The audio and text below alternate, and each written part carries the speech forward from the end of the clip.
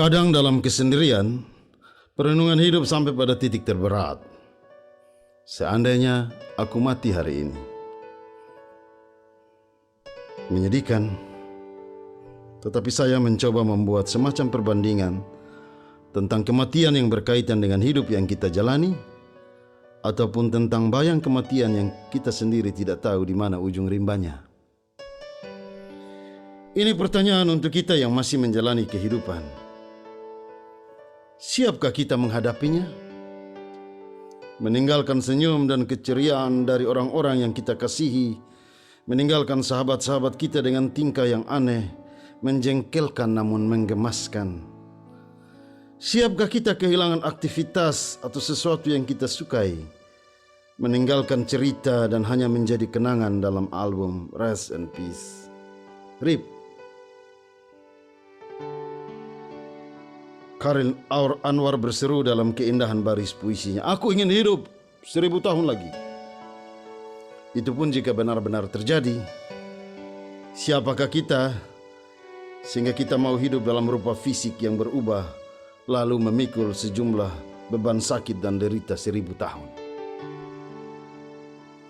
Kalau kita bertanya kepada orang-orang yang membenci kehidupan, terluka karena kehidupan, tertikam oleh ketidakadilan kehidupan, mereka akan siap, sebab hidup pun dianggap tidak berarti. Kalau kita melihat orang yang sekarat dengan penderitaan, sakit, usia yang makin tua, jauh di dalam hati kita akan dengan berani berkata, lebih baik mati daripada sengsara. Jika sekarang kita harus masuk dalam kematian yang kita sendiri tak pernah tahu, kira-kira apa yang akan kita katakan? Kemana kita setelah mati? Apakah peti mati semacam sebuah kapal yang membawa kita dalam pelayaran? Ataukah sebuah rumah sementara yang membuat kita tinggal untuk menanti hari kiamat?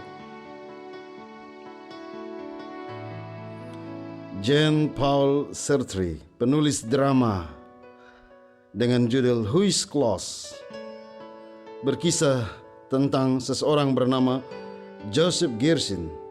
Saat kematiannya terlihat kebingungan. Ia diantar oleh semacam petugas kematian yang membawanya masuk pada sebuah ruangan kosong. Joseph Gershon sudah membayangkan akan penyiksaan, akan penderitaan, karena gambaran tentang neraka selalu berkaitan dengan api penyiksaan, di mana manusia akan kehausan.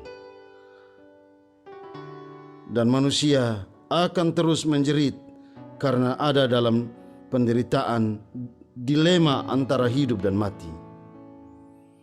Tetapi Joseph Gershon begitu terkejut karena petugas neraka menunjukkan kepadanya sebuah ruangan kosong, terdapat 3 buah kursi dan sebuah hiasan terbuat dari tembaga di pojok ruangan. Dengan spontan ia bertanya, "Di mana alat-alat penyiksaannya? Di mana cambuknya? Di mana algojonya? Di mana apinya? Di mana orang-orang yang katanya berteriak dalam penderitaan sekarat karena panas dan haus?" Ia terus bertanya dan bertanya. Lalu petugas neraka dengan enteng menjawab, semua cerita tentang penyiksaan itu kan hanya lelucon saja." Membaca karyanya saya menyangka ini kebohongan besar, sebab saya meyakini apa yang diajarkan kepada saya tentang konsep neraka itu. Tetapi saya baru menyadari bahwa Jean-Paul Sartre mau mengingatkan kita bahwa janganlah terlena memikirkan neraka yang gelap dan panas itu. Karena neraka itu soal keasikan kita terjebak pada hiruk pikuk kehidupan sehingga kita kehilangan nilai kebaikan. Dengan kata lain, kepribadian kita di tengah kehidupan orang lainlah yang mencerminkan neraka itu sendiri. Saat kita melukai orang lain, mengkhianati orang lain, saat kita berbohong, saat kita melakukan kejahatan, saat kita menyalahgunakan kekuasaan, saat kita merusak kehidupan sesama, maka sesungguhnya kitalah pembawa neraka bagi kehidupan. Neraka senantiasa ada manakala kita begitu mencintai kebebasan dan mengabaikan tanggung jawab. Masuk akal lah. Sebab neraka bukan spekulasi kan? Jadi kalau sekarang kita bertanya seandainya kita mati hari ini, saran saya, Jangan bayangkan setelah kita mati, sebab jangan-jangan sebelum mati pun kita sudah ada di neraka. Jangan-jangan kita adalah inang dari neraka untuk kehidupan saat ini. Neraka kekuasaan, kita berhadapan dengan orang-orang yang hidup dan menghalalkan segala cara demi ambisi kekuasaan. Neraka keegoisan saat orang-orang hidup dalam kemunafikan, cinta tiada akhirnya. Neraka ketidakpedulian saat orang-orang memburu kenikmatan tanpa peduli kesengsaraan orang di sekitarnya. Neraka haus pujian ketika orang-orang kehilangan minat mendengar kritikan kecuali pujian. Neraka iri hati ketika kita tak mau mengakui kemajuan orang lain, ketika orang lain dengan kelebihannya dianggap sebagai saingan. Neraka masa bodoh ketika semua orang diam dan menganggap biasa dengan kejahatan.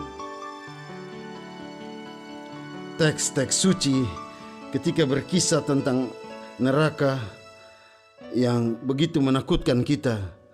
Semua agama konsisten untuk menyebut sisi kesengsaraan dan keadaan setelah kematian yang akan dialami manusia. Sorga itu adalah tujuan kita kan? Tetapi teks-teks suci harusnya dibaca dari sisi yang lain juga, yaitu memberi kita pilihan untuk bisa menaklukkan neraka itu dengan jalan berbeda. Jalan nilai, jalan moral, jalan kebajikan, jalan yang tidak terbuai oleh hiruk pikuk kemajuan dan kesenangan. Seandainya aku mati, ini bukan berita menakutkan. Pandemi COVID-19 memberi sinyal bahwa kematian itu ada di dekat kita. Orang-orang yang penuh dengan kekayaan nilai dan bermakna bagi kehidupan ini akan tersenyum menyambut kematian. Mereka akan terus memberi makna kebaikan bagi kehidupan. Mereka akan berjalan menuju ruangan sorga yang tenang, damai, berjalan dengan sukacita sambil berkata, neraka itu bukan di sini. Neraka telah menipu kita, sebab neraka bersembunyi ketika kita masih hidup. Amin.